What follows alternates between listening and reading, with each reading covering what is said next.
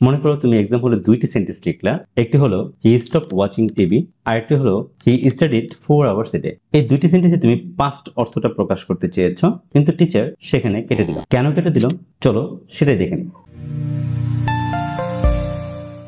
তো আমরা জানি রেগুলার ভার্বের সাথে ডি, ইডি অথবা আইডি যুক্ত করলে ভার্বের পাস্ট বা পাস্ট পার্টিসিপল ফর্ম হয়ে যায়। তবে কখন ডি যুক্ত করতে হবে, কখন ইডি যুক্ত করতে হবে, কখন আইডি যুক্ত করতে হবে তার কিন্তু কিছু নিয়ম আছে। রুল নাম্বার 1, সাধারণত বেশিরভাগ ভার্বের শেষেই ইডি যুক্ত করেই ভার্বের পাস্ট বা পাস্ট পার্টিসিপল ফর্ম তৈরি করা যায়। যেমন open open opened, walk walk walk, fail fail fail, cook cook cook, look look look. এই যে বেশিরভাগ ভার্বগুলোর সাথে আমরা কি করলাম, শুধু ইডি যুক্ত করেই ভার্বের পাস্ট বা পাস্ট পার্টিসিপল ফর্ম তৈরি করে ফেললাম। রুল নাম্বার 2, যদি কোনো ভার্বের শেষের অক্ষরটি অলরেডি ই থাকে তাহলে শুধুমাত্র ডি যুক্ত করতে হয়। যেমন live live lived, love love love, provide provided provided, force forced force. তাহলে এই যে ভার্বগুলো করলাম এখানে দেখো অলরেডি ই ছিল তাই শুধু ডি যুক্ত করলাম।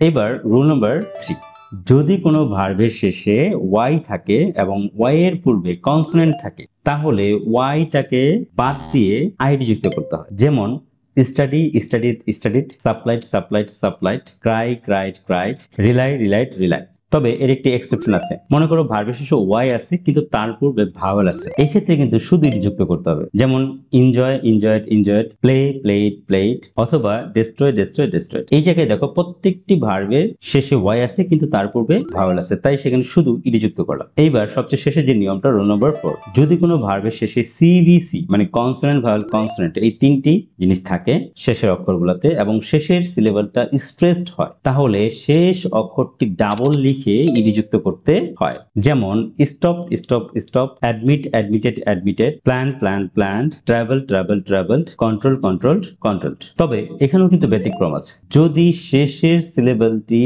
স্ট্রেস না হয় মানে নন স্ট্রেসড হয়, সিবিসি থাকা সত্ত্বেও সেখানে শুধুমাত্র ইডি যুক্ত হবে। যেমন happened happened happened, listened listened listened, open opened opened, fixed fixed fixed.